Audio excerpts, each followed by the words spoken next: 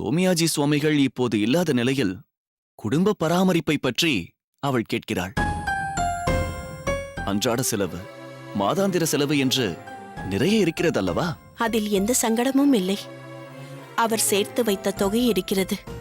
மேலும் வருடத்திற்கு தேவையான நெல் மூட்டையும் மற்ற தானிய வகைகளும் எங்களுக்கு இருக்கும் நிலபுலன்களிலிருந்து வந்து கொண்டுதான் இருக்கிறது. இந்த அகத்திற்கும் வாடகை தர தேவையில்லை என்று திருக்கச்சி நம்பி சுவாமிகள் சொல்லி இருக்கிறார். அதனால் அன்றாட தேவைகளுக்கு எந்த பாதிப்பும் இல்லை. நீங்கள் சொல்வது தற்காலிகமானது. சோமியாஜி சுவாமிகள் விட்டு சென்ற சேமிப்பு எத்தனை காலத்திற்கு தாங்கும்? நீங்கள் சொல்வதும் நியாயம்தான்.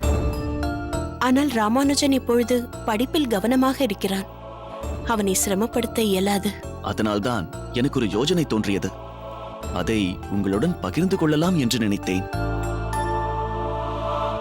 உங்களுக்கே தெரியும், காஞ்சிபுரத்திலும் மற்றும் சுற்று வட்டாரங்களில் இருக்கக்கூடிய கோவில்களில் நடைபெறும் யாகத்திற்கான திரவியங்களை நான் தான் கொடுத்து வருகிறேன். இனி அந்த வியாபாரத்தை மாப்பிள்ளையே மேற்கொள்ளலாமே. அதில் வரும் லாபம் குடும்ப பராமரிப்பிற்கு வசதியாக இருக்கும் அல்லவா? இல்லை இல்லை, உங்கள் வியாபாரத்தை நீங்கள் எங்களுக்காக விட்டுக் கொடுக்க வேண்டாம். இதை விட்டுக் கொடுப்பதாக நினைக்க வேண்டாம். நானே இவரிடம் சொல்லிக் கொண்டுதான் இருந்தேன். ஸ்ரீபெரும்புதூரிலிருந்து காஞ்சிபுரத்திற்கு வந்து செல்வது சற்று கடினமாகத்தான் இருக்கிறது. மேலும் அங்குள்ள ஊர்களுக்கு திரவியம் கொடுப்பது எங்களுக்கு சிரமமாக இருக்கிறது. காஞ்சிபுர வியாபாரத்தை வேறு யாருக்காவது கொடுத்து விடுங்கள் என்று நான் பலமுறை இவரிடம் சொல்லிக் கொண்டுதான் இருக்கிறேன். வேறு யாருக்காவது கொடுப்பதற்கு பதில் மாப்பிள்ளைக்கு கொடுப்பதே சிறப்பல்லவா? நீங்கள் சொல்வது சரி என்று வைத்துக் கொண்டாலும், இந்த ஏற்பாட்டை நான் ஏற்றுக்கொண்டாலும் ராமானுஜனுக்கு இது ஒரு கூடுதல் சுமையாக இருக்கும். அவனுடைய படிப்பிற்கு எந்த பாதிப்பும் ஏற்பட்டு விடக்கூடாது. அம்மா, இதை ஏன் சுமை என்று நினைத்துக் கொண்டிருக்கிறீர்கள்? இதனால் வரை அப்பா இருந்தார். இப்பொழுது என் நகத்துக்காரர் தானே குடும்பத் தலைவர். இந்த குடும்பத்தை பராமரிக்க வேண்டியது அவர் கடமை அல்லவா? அதனால் இதை ஒரு சுமையாக நினைக்காமல் கடமையாக நினைக்க வேண்டும். மேலும் இந்த ஹோமம் யாகம் எல்லாமே தினமும் நடைபெறுவதில்லை. எப்பொழுது நடைபெறுகிறதோ அப்பொழுதுதானே இந்த திரவியங்களை தருவித்துக் கொடுக்க வேண்டும். இந்த பொறுப்பை அவர் ஏற்றுக்கொள்ளலாம் என்பதுதான் என்னுடைய தாழ்மையான கருத்து. பாருங்கள், மாப்பிள்ளைதான் உங்களை நினைக்கிறார். அம்மா, எங்கே போகிறீர்கள்? சிறிது தீர்த்தம் பருகிவிட்டு வருகிறேன். அதற்கு நீங்கள் ஏன் சிரமப்படுகிறீர்கள்? நான் எடுத்து வருகிறேன். வேண்டாம் தஞ்சா, நீ அவர்களுடன் பேசிக் கொண்டிரு. நான் இதோ வந்து விடுகிறேன். தஞ்சா, கௌசல்யா, நானும் சற்று கோவில் வரை சென்று பெருமாளை சேவித்து விட்டு வருகிறேன். சரி சுவாமி.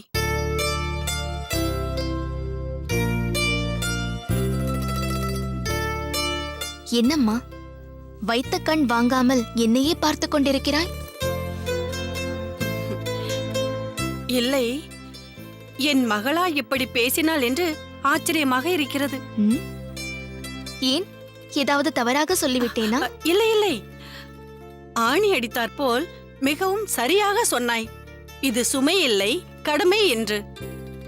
பொதுவாக உன் மாமியாரை எதிர்த்து இப்படி பேச மாட்டாயே.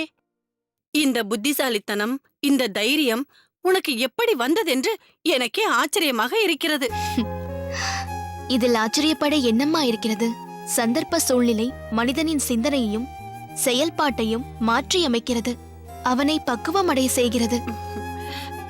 உன்னிடம் இந்த பக்குவத்தை தான் நான் எப்போதோ எதிர்பார்த்தேன். மாப்பிள்ளையிடமும் இதை பற்றி சொல்லி அவருடைய சம்மதத்தையும் பெற்றுவிடு. உங்களுக்கென்று ஏதாவது சேமிப்பு இருக்க வேண்டாமா? எனக்கு புரிகிறதம்மா. அவரிடமும் இதை பற்றி இன்றே பேசுகிறேன். என் கண்ணே, இப்பொழுதுதான் என் மகளாக இருக்கிறாய். நீ எப்பொழுதும் இப்படியே இரு.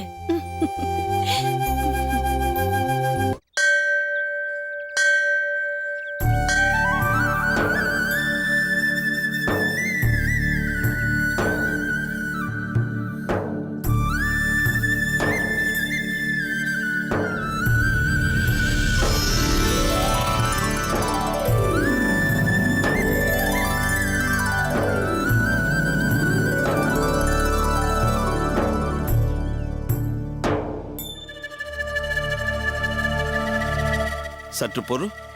நீ இதற்கு முன் ஒரு முறை பிரசாதம் வாங்கிச் சென்றாய் அல்லவா? உன்னைத்தான் கேட்கிறேன். ஆமாம் ஐயா, பிரசாதம் தேவாமிர்தம் போல் இருந்தது. ருசியாக இருந்ததால் மீண்டும் பெற்றுக்கொள்ளலாம் என்று வந்தேன். இப்படி எல்லோரும் 2 முறை 3 முறை வாங்கிச் சென்றால் எப்படி? மற்றவர்களுக்கும் கொடுக்க வேண்டாமா? கணக்கு பிள்ளை,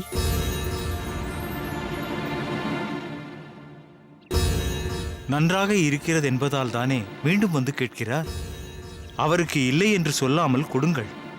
எல்லோருக்கும் காணும் வகையில் நிறைய பிரசாதம் செய்திருக்கிறேன். அவருக்கு கொடுங்கள்.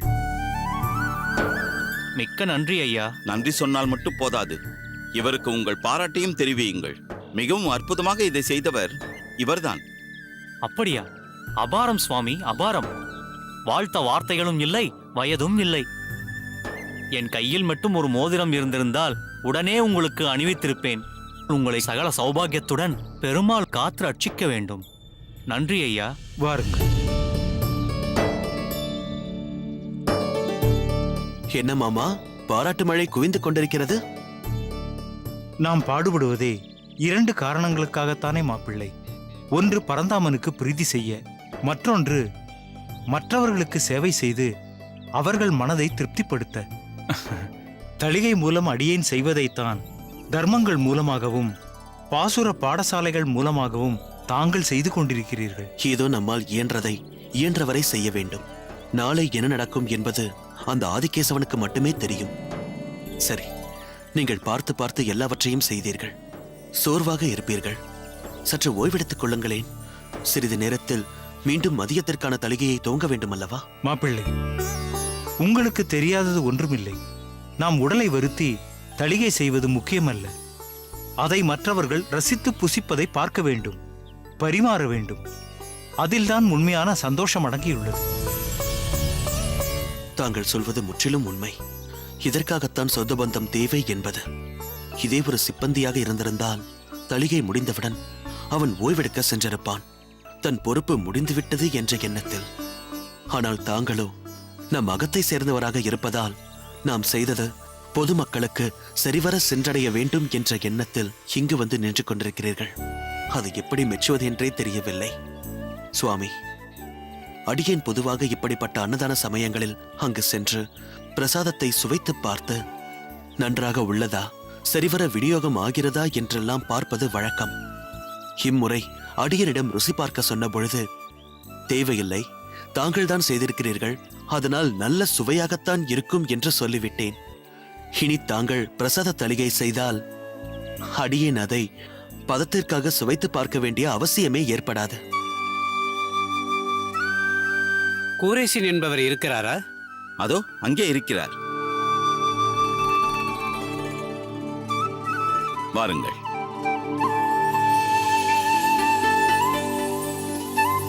சுவாமி, வந்தனம் சுவாமி. வந்தனம். நாங்கள் அசலூரிலிருந்து வருகிறோம். இன்று நடக்கும் உற்சவ சேவையை பார்க்க வந்திருக்கிறோம். உங்களை பற்றி கேள்விப்பட்டோம். கூர தேசத்தில் பல இடங்களில் அன்னதானம், தண்ணீர் பந்தல், பானகப்பந்தல், மோர்பந்தல் அமைத்திருப்பதாக கேள்வியுற்றோம். மேலும் பிரம்மாண்டமான பாசுர பாடசாலையும் அமைத்திருப்பதாக கேள்வியுற்றோம். அதுதான் பார்க்க வேண்டும் என்று ஆவல். இதில் அடியனின் பங்கு எதுவும் இல்லை. எல்லாம் ஆதிகேசவனின் விருப்பம். உங்களுடன் சற்று நேரம் அளவலாவிக் கொண்டிருக்கலாம் போலிருக்கிறது. கோயிலில் இப்பொழுது உற்சவம் துவங்கிவிடும். பாருங்களேன், பேசிக்கொண்டே போகலாம். மன்னிக்கவும், அடியேன் இப்பொழுது கோயிலுக்கு வரும் நிலையில் இல்லை. இங்கு பல சேவைகள் காத்திருக்கிறது. என்ன சுவாமி இப்படி சொல்கிறீர்கள்? இந்த சேவையெல்லாம் பெருமாளின் உற்சவத்திற்காகத்தானே. அதனால் கோயிலை நோக்கி புறப்படுவோம். வாருங்கள். சுவாமி, பெருமாளை சேவிப்பதற்காக பலர் பல தேசங்களிலிருந்து இங்கு வந்திருக்கிறார்கள். அடியேன் கோயிலுக்கு வந்துவிட்டால் அவர்களுக்கு சேவை செய்வது கடினமாகிவிடும். பல இடங்களுக்கு அடியேன் செல்ல வேண்டியிருக்கிறது. எனவே தற்பொழுது அடியேனால் எங்கும் வர இயலாத நிலை. பிறகு சென்று பெருமாளை அடியேன் சேவித்துக் ஓ, கொள்கிறேன். அப்படியா?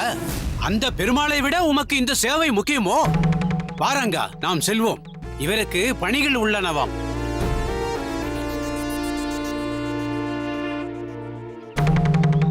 ஏன் இப்படி ஏளனமாக பேசிவிட்டு செல்கிறார்கள்? அவர்கள் மனதிற்கு பட்டதை சொல்கிறார்கள். சரி, அதை விடுங்கள். தாங்கள் சற்று அவசியம் ஓய்வெடுத்துக் கொள்ளத்தான் வேண்டும்.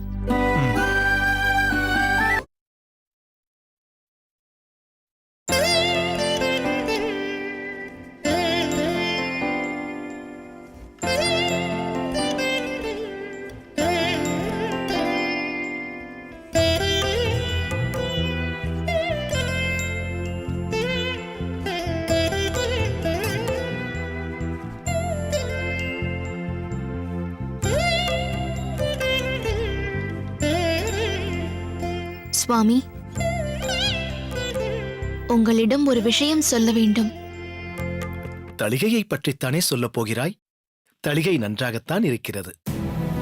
தளிகையை பற்றி இல்லை சுவாமி, தந்தையை பற்றி. இன்று மதியம் அம்மாவும் அப்பாவும் இங்கு வந்திருந்தார்கள். அம்மா சொன்னார்கள். மதியம் வந்தவர்கள் அதற்குள் புறப்பட்டு விட்டார்களா? ஒரு குறிப்பிட்ட காரணத்திற்காக வந்திருந்தார்கள். இப்பொழுது பக்கத்தில் இருக்கும் அதிரமங்கலத்திற்கு சென்றுள்ளார்கள். மீண்டும் நாளை வரலாம். அவசரமாக செல்ல வேண்டியிருந்ததால் தான் உங்களை சந்தித்து உத்தரவு வாங்க இயலவில்லை. அடியேனிடம் எதற்காக உத்தரவு வாங்கிக் கொள்ள வேண்டும்? என்ன இருந்தாலும் நீங்கள் மாப்பிள்ளை அல்லவா? அதனால் என்ன? பரவாயில்லை. அவரவருக்கு எத்தனையோ வேலைகள் இருக்கும். எல்லோரும் எல்லா நேரத்திலும் இருக்க வேண்டும் என்று எதிர்பார்க்க முடியாது. அதனால் இதில் தவறாக எடுத்துக்கொள்ள எதுவும் இல்லை. இதைத்தான் சொல்ல வேண்டும் என்று நினைத்தாயா? ஆனால் அவர்கள் ஏதோ குறிப்பிட்ட காரணத்திற்காக வந்திருப்பதாக சொன்னாயே. ஆமாம், அப்பா ஒரு அற்புதமான காரியத்தை செய்துள்ளார். அது என்ன அற்புதமான காரியம்? அது நம் க்ஷேமலாபத்தை பற்றி விசாரித்தார். நம் மகத்தின் சூழ்நிலை அப்பாவிற்கு நன்றாகவே தெரியும். ஏன் நிறுத்திவிட்டாய்? மேற்கொண்டு என்ன நடந்தது? சொல். நீங்கள் பார்த்த விதத்திலேயே எனக்கு பேச்சு வரவில்லை. அதற்காக நீ சொல்ல வந்த விஷயத்தை சொல்லாமலா இருக்கப் போகிறாய்? நாம் படும் கஷ்டங்களும் சிரமங்களும் அவருக்கு நன்றாகவே தெரியும். என்ன கஷ்டம், என்ன சிரமம்? நீ ஏதாவது சிரமப்படுகிறாயா? இல்லை சுவாமி, எனக்கு எந்த சிரமமும் இல்லை. நான் நன்றாகத்தான் இருக்கிறேன். ஆனால் என்ன? அப்பா இருந்தவரை அவர் நமக்கு ஒரு பெரிய பலமாக இருந்தார். இப்பொழுது எல்லா விதத்திலும் சற்று பலகீனம் அடைந்திருக்கிறோம். அது உண்மைதான்.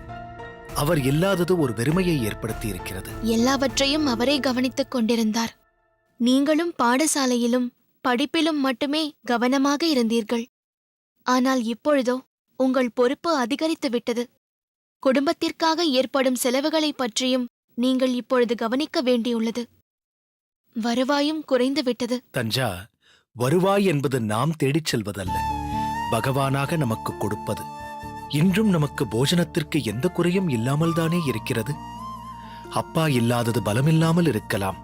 ஆனால் வருவாய் குறைந்துவிட்டது என்பது பலகீனம் இல்லை. நமக்கு உண்டான தேவைகளை அந்த வரதன் நமக்கு அளிப்பார்.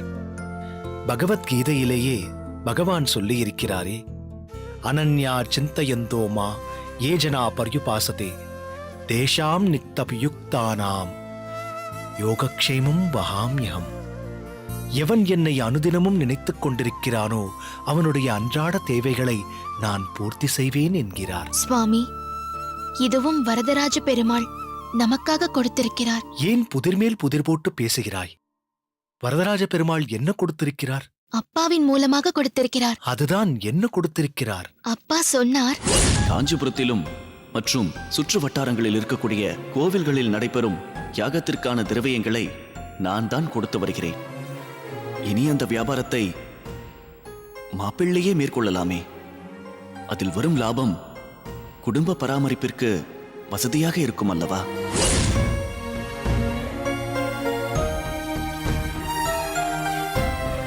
அதற்கு அம்மா என்ன சொன்னார்கள்? அது இதனால் உங்கள் படிப்பு பாதிக்கப்படும் என்று அபிப்பிராயப்பட்டார்கள். அம்மா அப்படித்தான் சொல்வார்கள். ஆனால் நம் குடும்ப நலனை நாம் தான் பார்த்து கொள்ள வேண்டும் என்று நான் சொன்னேன். நல்ல முன்னேற்றம் தான். அம்மாவை மீறி பேசும் அளவிற்கு பழக்கப்படுத்திக் கொள்கிறாய். சுவாமி, அபச்சாரம் அபச்சாரம். அப்படிப்பட்ட ஒரு எண்ணம் என் மனதில் என்றும் இருந்ததே இல்லை, இருக்கவும் இருக்காது. அம்மா முடிவை உங்களிடம் விட்டுவிட்டார்கள். அடியேனின் முடிவு என்னவாக இருக்கும் என்று நீ நினைக்கிறாய்? என் அப்பாவே வந்து சொல்லி இருப்பதால் நீங்கள் நிச்சயமாக இதை ஏற்றுக்கொள்வீர்கள் என்று தீர்மானமாக நம்புகிறேன். மிகவும் தவறாக நினைத்துக் கொண்டிருக்கிறாய். எல்லாவற்றிற்கும் காலம், நேரம், கிரமம் என்று ஒன்று இருக்கிறது. இப்பொழுது அதற்குண்டான நேரம் வரவில்லை. தற்சமயம் அடியேனின் அப்பா விரும்பியது போல் என் கவனம் முழுவதும் படிப்பில்தான் இருக்க வேண்டும். அடியேனிடம் அவர் இறுதியாக விரும்பியதும் அதுதான். அதனால் அடியேனின் கவனத்தை திசை திருப்பும் எந்த முயற்சியிலும் ஈடுபடுத்திக் கொள்ள அடியேன் எப்போதும் விரும்பவில்லை. அடியேனுக்கு அதில் நாட்டமும் இல்லை. புதிதாக ஒரு பொறுப்பை அடியேன் இப்பொழுது ஏற்றுக்கொண்டால் இரண்டிலுமே சரியான கவனம் செலுத்த முடியாமல் போய்விடும். நம் குடும்பத்தின் மீது அக்கறை எடுத்துக்கொண்டதற்காக உன் அப்பாவிடம் அடியேனின் நன்றியை தெரிவித்துவிடு. அதற்கில்லை சுவாமி.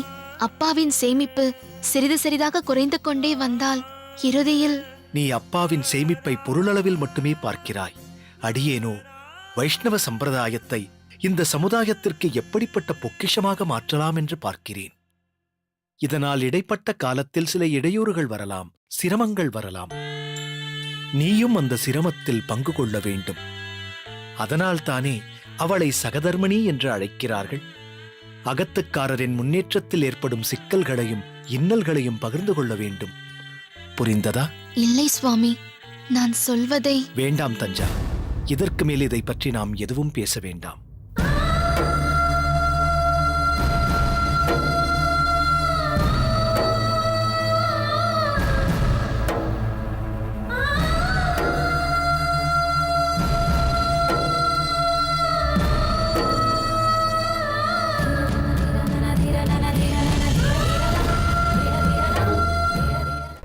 இறுதியாக, ஏன் உறுதியாக சொல்கிறேன், நீ காஞ்சிபுரத்தில் பெரியம்மா அகத்தில் தங்கிக் கொண்டுதான் நீ பாடசாலைக்கு சென்று வர வேண்டும்.